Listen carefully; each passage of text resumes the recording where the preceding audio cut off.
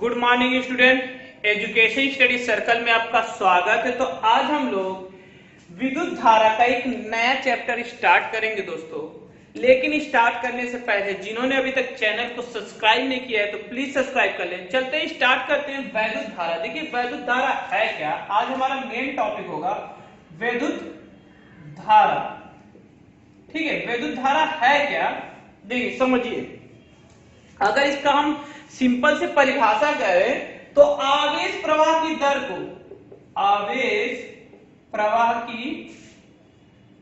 को विद्युत धारा कहते हैं।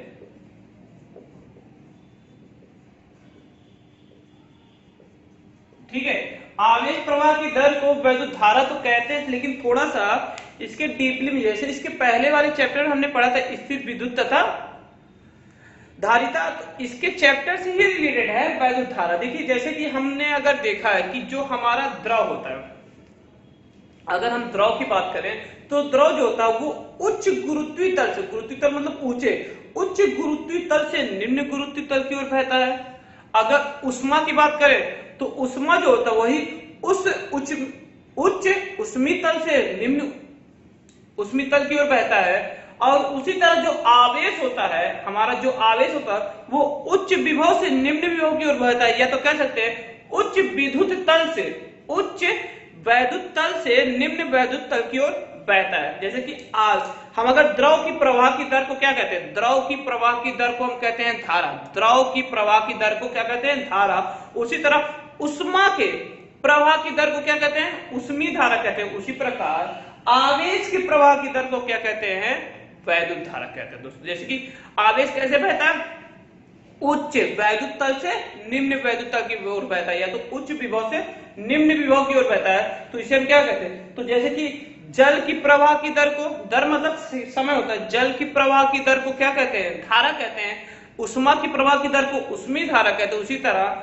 आवेश की प्रवाह की दर को ही क्या कहते हैं, वैद्युत धारा कहते हैं। तो आवेश की प्रवाह की दर को हम क्या कहते हैं, वैद्युत धारा कहते हैं। तो आवेश की प्रवाह की दर को क्या कहते हैं, वैद्युत धारा कहते हैं। सिंपल है। इसे हम किससे प्रदर्शित करते हैं, इसे हम आई से प्रदर्शित करते हैं। किससे प्रदर्शित करते हैं, आई से प्रदर्शित करते हैं। सिंपल से आवेश की प्रवाह, आवेश मतलब होता है, देखिए कोई भी चालक होता है, चालक में जो होता है आवेश ही बहता है। अब इसको और अच्छे से हम लोग समझते हैं। जैसे कि देखिए आवेश की प्रवाह की दर को आई से प्रदर्शित करते हैं। अब क्या होता है, तो आई बराबर क्या होता है, देखिए आई बराबर होता है Q अपान टी।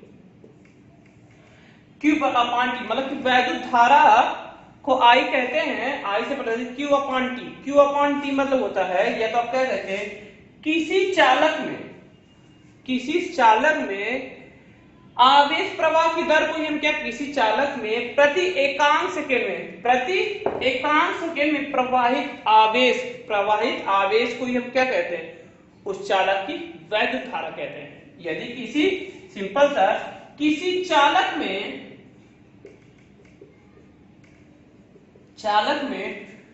प्रति एकांक सेकेंड में प्रवाहित आवेश को उस चालक की विद्युत धारा कहते हैं।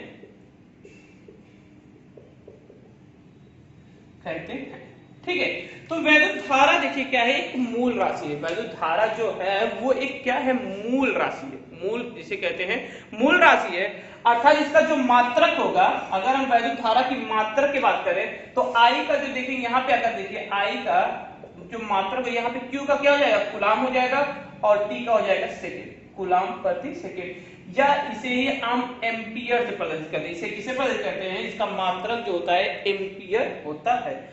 अब आते हैं एम्पियर किसे कहते हैं। अगर हम मान की बात करें तो एम्पियर क्या है, जैसे कि आपने देखा ना आई का मात्रक कूलाम पर सेकेंड होता है, तो एक एम्पियर किसे कहते हैं, एम्पियर किसे कहते हैं। देखिए यह सिंपल सा कूलाम पर सेकेंड है, कूलाम पर सेकेंड है। तो यदि किसी बंद परिपथ में बहने वाली, यदि किसी बंद परिपथ में एक कूलाम आवेश 1 सेकेंड में प्रवाहित होता है तो उस परिपथ का मतलब 1 सेकेंड में प्रवाहित होता है, 1 सेकेंड में प्रवाहित होता है तो उसका 1 एम्पियर कहलाता है। वह उसका क्या कहलाता है? 1 एम्पियर कहलाता है। यदि किसी बंद परिपथ में, यदि किसी बंद परिपथ में 1 कूलम आवेश, या 1 सेकेंड में कह सकते हैं, 1 सेकेंड में 1 कूलम आवेश प्रवाहित होता है हो तो वह 1 एम्पियर कहलाता है, 1 एम्पियर कहलाता है। जैसे मान लीजिए कोई परिपथ है, कोई बंद परिपथ, मतलब बंद परिपथ रहता है जिसमें धारा प्रवाहित होती है। यदि किसी बंद परिपथ मतलब सर्किट, एक तरीके से क्या होता है, बोर्ड होता है, जो बोर्ड जिसमें धारा प्रवाहित होती है, यदि किसी बंद परिपथ में 1 सेकेंड में 1 कूलम आवेश प्रवाहित होता है तो वह उसका क्या कहलाएगा? 1 एम्पियर कहलाता है। क्या कहलाता है? 1 एम्पियर कहलाता है। तो देखिए जो 1 कूलम एम्पियर जो होता है, अगर हम बात करें, 1 एम्पियर बराबर होता है, 1 एम्पियर मतलब किसी चालक में मतलब 1 कूलम आवेश से रिलेटेड है। 1 कूलम आवेश मतलब होता है 6.25 × 10⁻18 इलेक्ट्रॉनों का बहना। मतलब 1 कूलम आवेश मतलब होता है 6.25 × 10⁻18 आवेश प्रवाहित होना, मतलब आवेश प्रवाहित होना अर्थात 6.25 × 10⁻18 इलेक्ट्रॉन का गुजरना। मतलब यदि किसी चालक में 6.25 × 10⁻18 इलेक्ट्रॉन गुजरते हैं तो वो क्या कहलाते हैं? 1 एम्पियर के बराबर होता है। मतलब 1 कूलम जो आवेश है वो किसके बराबर होता है? 6.25 × 10⁻18 इलेक्ट्रॉन जब किसी चालक में से गुजरते हैं तो वह क्या कहलाता है? 1 एम्पियर के बराबर होता है। ठीक है, तो देखिए क्या होता है, अगर हम बात करें थोड़ा सा इसी में, देखिए अस्थाई धारा किसे कहते हैं? यदि किसी आवेशित चालक में आवेश की प्रवाह की दर समय के साथ नहीं बदलता, यदि किसी चालक में प्रवाहित आवेश समय के साथ नहीं बदलता है तो उसे हम क्या कहते हैं? अस्थाई धारा कहते हैं। यदि किसी चालक में आवेश का प्रवाह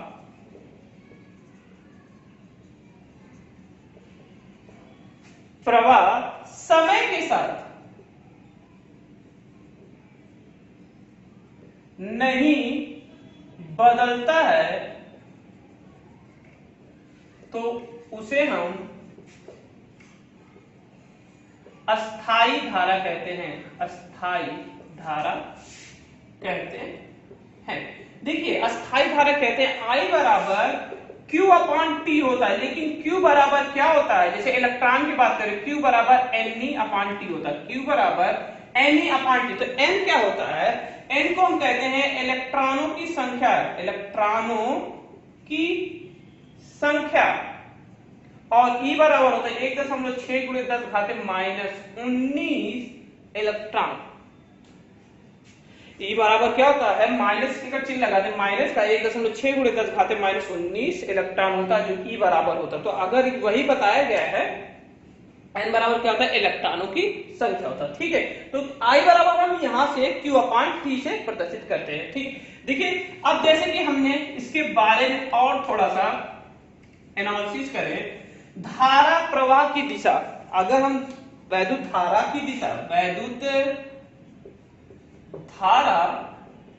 की दिशा। तो वैद्युत धारा की दिशा है कहां से ये प्रवाहित होता है, किस दिशा में प्रवाहित होता है। देखिए वैद्युत धारा की जो दिशा होता है, देखिए सबसे पहले बताएं वैद्युत धारा एक सदिश अदिश राशि है। वैद्युत धारा जैसे कहें विद्युत धारा एक अदिश राशि होती है। कौन सी राशि है, अदिश राशि होती है। वैद्युत धारा एक अदिश राशि होती है। इससे यह रिलेटेड है कि इस अदिश राशि का जो होता है, अगर हम परिभाषा देंगे अदिश राशि उसे कहते हैं जिसमें परिमाण होता है, दिशा नहीं होती, अर्थात इसकी कोई दिशा ही नहीं होती।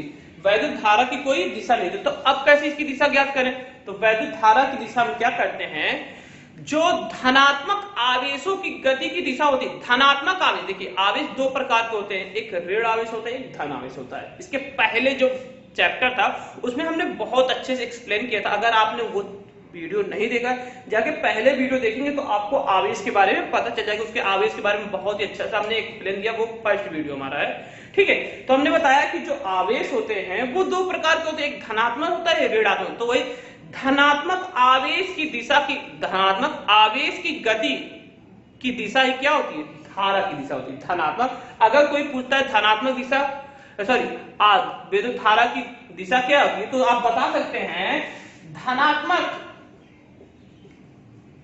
आवेश की गति की दिशा ही क्या होती है, ही वैद्युत धारा की दिशा होती है।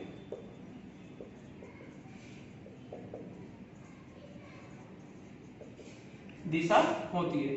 अब आपको समझ में नहीं आ रहा कि अगर मान लो ये सही हो गया, अब अगर एग्जाम में तो और भी तरीके से पूछेगा कि मान लीजिए अगर वो धनात्मक आवेश की दिशा की गति ना देकर कोई दूसरा दे तो देखिए दो प्रकार से ज्ञात कर सकते हैं। जैसा कि हम जानते हैं जो इलेक्ट्रॉन होता है हमारा,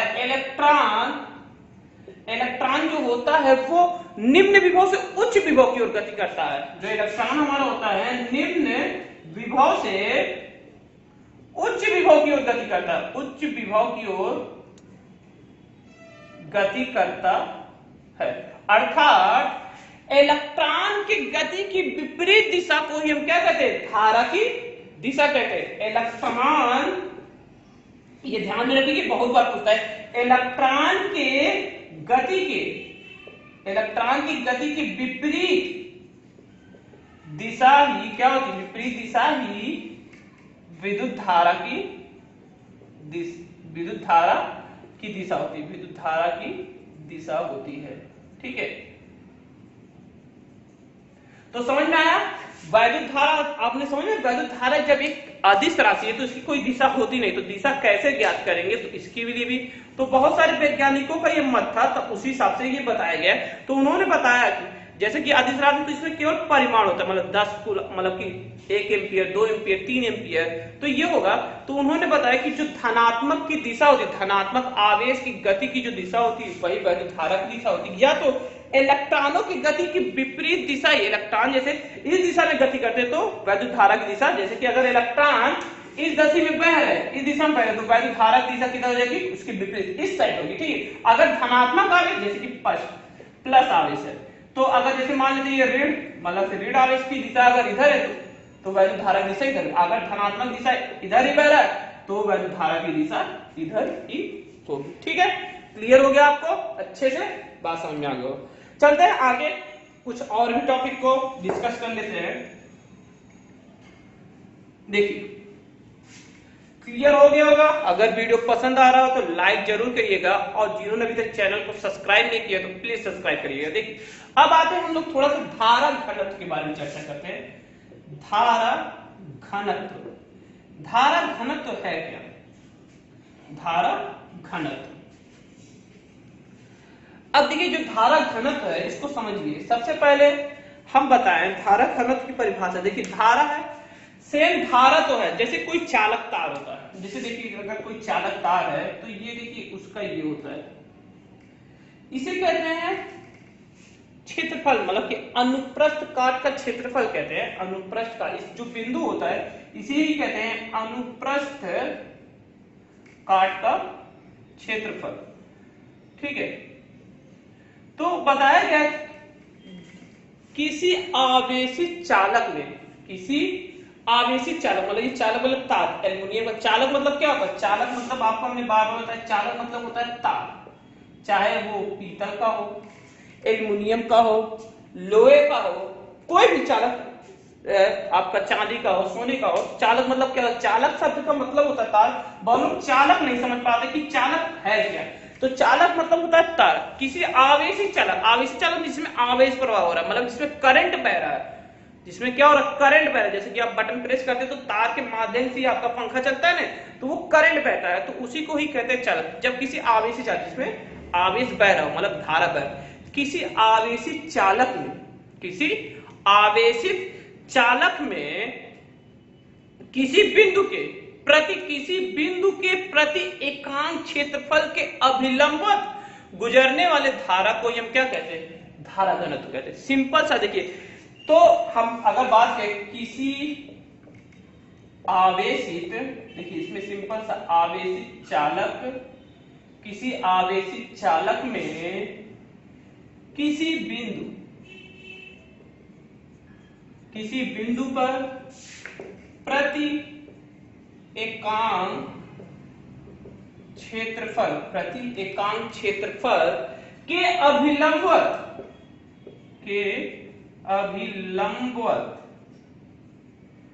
गुजरने वाले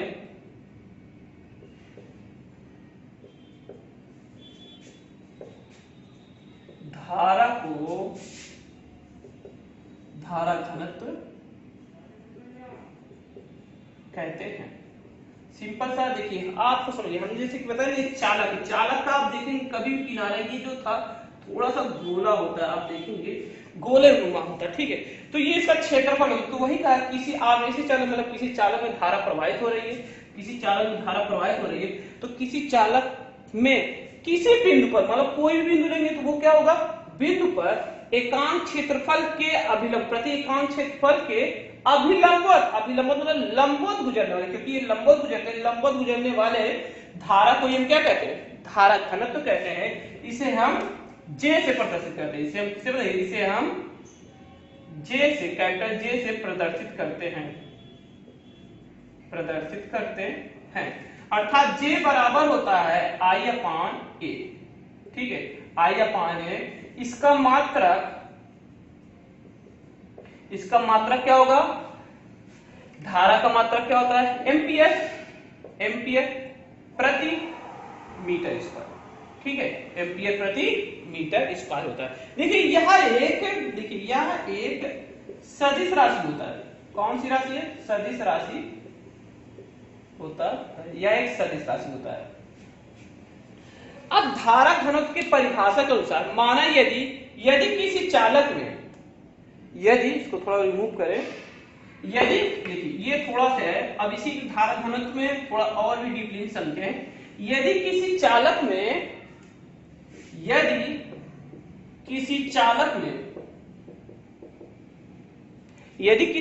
में I धारा प्रवाहित हो रही, यदि किसी चालक का क्षेत्रफल, देखिए यदि किसी चालक का क्षेत्रफल A है तथा धारा I अभिलंबवत ना होकर